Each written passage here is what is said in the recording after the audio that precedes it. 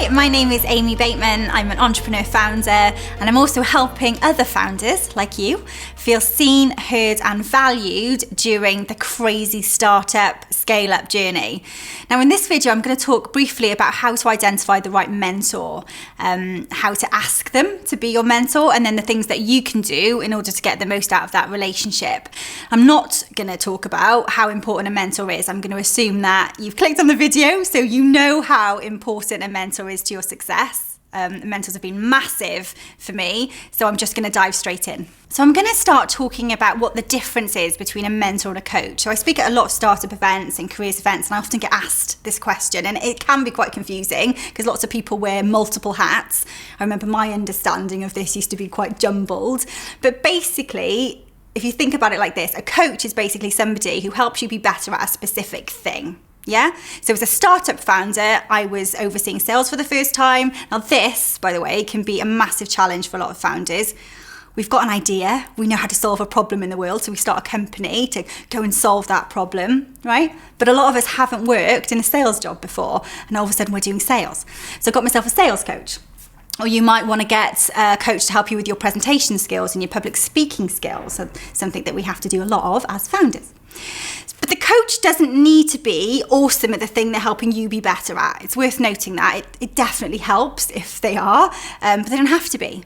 So, for example, arguably the most famous coach in the world would be Tony Robbins. Now, Tony Robbins coaches lots of athletes, including Andre Agassi, who's a tennis legend.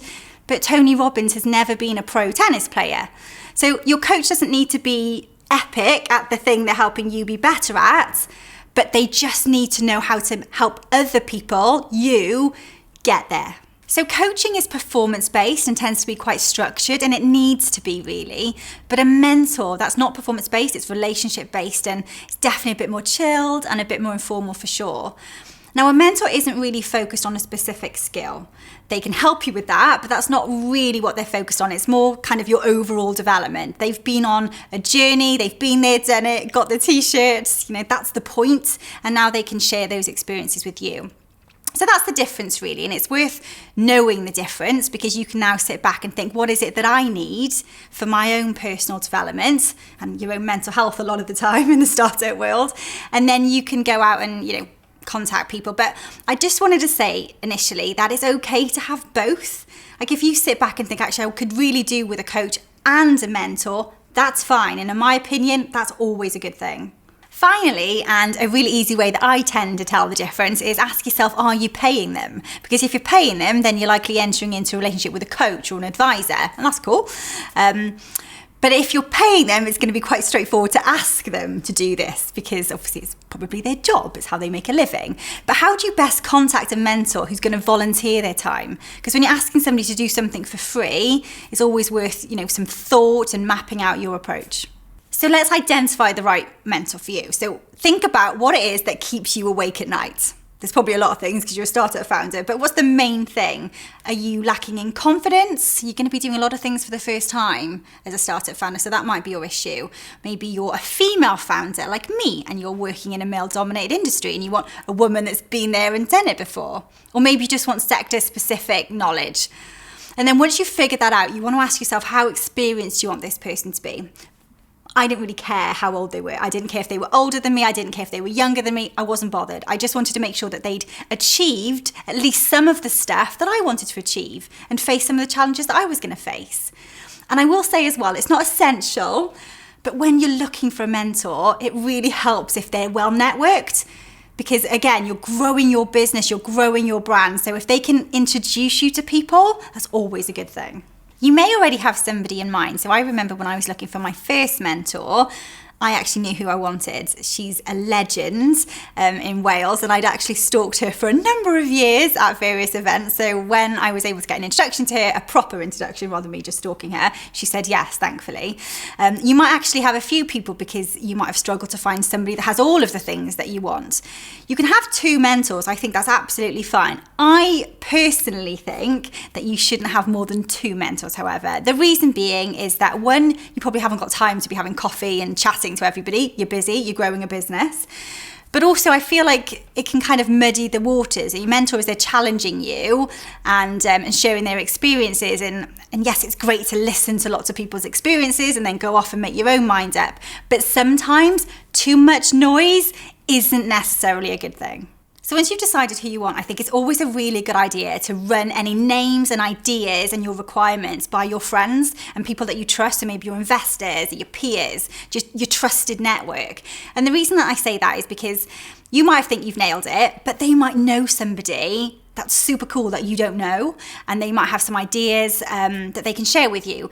Now, the reason I'm saying this, in fact, the reason I'm making this video is because only last week a friend of mine called Anna, she's not a founder, but she is working in a startup. She's just joined as the first learning and development manager for a startup. Really early days, but they've got really big plans. So she's got a big job ahead of her. So she messaged me saying, I need a mentor. This is what I want. Who do you know? She knows that obviously my startups in the L&D space. I was able instantly, I was just watching telly, texting her back, instantly able to think of the best person. I felt actually quite awesome about it, quite kick-ass, because I was like, this is so good. So the lady that I introduced her to, who said yes, by the way, used to do the exact job that Anna was doing in a startup a few years ago. So she was right there at the beginning, and she's watched the startup become more established. Now that's the kind of magic that can only happen when you reach out to the people that you know and ask for help. That said, it is worth remembering that a mentor can look really good on paper, but you've got to get on with them. So you've got to mesh well, you've got to click, because you're going to have to be really vulnerable with them. In order for this relationship to really work, you're going to be talking to them about the things that are stressing you out, your concerns, the things that are causing the night terrors. So you need to make sure that you found somebody that you feel really comfortable with and that you feel safe with. So now you've found the right person, you've got to ask them. So how do you do that? Well, I always think it's best to just get straight to the point. They're probably very, very busy. So get straight to it. But I would always start with telling them why you chose them.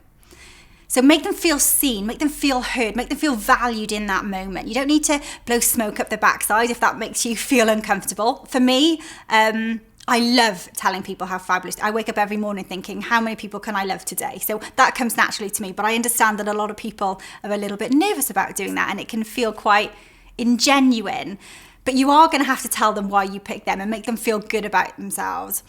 And then the next thing is that you need to tell them how much you want it, how much this would mean to you. And the reason being is because, and I actually think this is possibly the most important part, because if we're giving our time to somebody, we want to, and you know this, when people have asked you for things, we want to give our time to the people that we know are going to value it the most. Yeah? And then I think it's always worth telling them what you want to get out of it, so they can sit there and think, okay, this is what I'm committing to. So tell them what you want. Do you want to speak to them every week? Probably a bit excessive. But do you want to speak to them maybe monthly or quarterly or just a few times a year? And then maybe you can say to them, and I think this is always really nice, rather than them thinking that they're committing to something that could last forever, ongoing, you could say to them, just for the next 3 months or the next 6 months, I'm going through a really challenging time or high growth phase, really exciting time. Could you mentor me during that period? So they're sat there thinking, right, okay, this isn't forever. And if it's a short amount of time or a certain amount of time, it might be easier for them to commit to. And if it's going well and you're getting on like a house on fire, you can always extend that, can't you? You can always keep that relationship going. So amazing, we've asked them, they've said yes. So now just some tips on how to get the most out of the relationship. Well, it's always up to you to drive this, not waiting for them to contact you. So you want to make sure that you put it in the diary maybe I'd say maybe 4 to 8 weeks. Put them in the diary ahead of time, because from my experience, you never put them in the diary. You say, we'll catch up soon, and then you look down and you think, my goodness, it's been 3 months. So get them in the diary when you can. Before you start the conversations as well, every single time, write down and take some time to think about, what have I struggled with since the last conversation? what one thing has caused me pain since the last conversation? And yeah, so you're going in there with an agenda, and what that does is it gives them a really good idea of how they can help you, but also it shows them that you're taking this time seriously. And if you're taking their time seriously and this whole process seriously, then they're going to give you more. Now, this is the one relationship where you have to be really open. I know that sometimes when you're speaking to your investors, certainly your employees, people when you're out and about networking, you kind of, it's not fake it till you make it, but if you're struggling, you don't always want to tell people that. You want to let people know that, I've got this, I can handle this, everything's fine. But this is that one relationship. This is the whole point of this relationship, where you're allowed to be scared. You're allowed to be completely open. You're allowed to be utterly, utterly real. In that, you've got to also be open to the lessons. Yeah. So when somebody's maybe challenging you or pushing back on you, it can feel uncomfortable. I know it can feel uncomfortable, but remember, you pick them to be a mentor for a reason. Now, you don't have to agree with everything they say, but when they push back on you, stay open to that feedback. And I know this sounds really, really cheesy. It does. And I want to throw up in my mouth a little bit when I say it, but feedback is a gift. Yeah, as long as you know that feedback is coming from a place of love, a place of respect, a good place, you don't always have to listen to it, but take it, acknowledge it, and then even if you decide not to do anything with it, it's a gift, it's magic. And that is what this whole relationship is about. So that's it really, and we'll have different relationships with mentors at different stages in our career, and the more comfortable we get and the more we enjoy those relationships, the more those people will just show up when we need them. Yeah, they'll show themselves organically, and we won't always have to go out there and look for them. Because being a startup founder is really tough, whether you're starting out or whether you're scaling and you've already been going for a few years. And, if it was easy, everybody would do it. We've heard that saying. Sometimes I think that we're a bit mad. I sit there sometimes, I think, with my friends as well, who often, a lot of my friends and my social circle are founders. And we sit there and think, why do we do this? But we are what we are, and we've got to make peace with that. And we are doing it, and we wouldn't have it any other way. So it's going to be easier if we surround ourselves with the right people. So from one founder to another, I want you to keep smiling, I want you to have fun, and I want you to take care.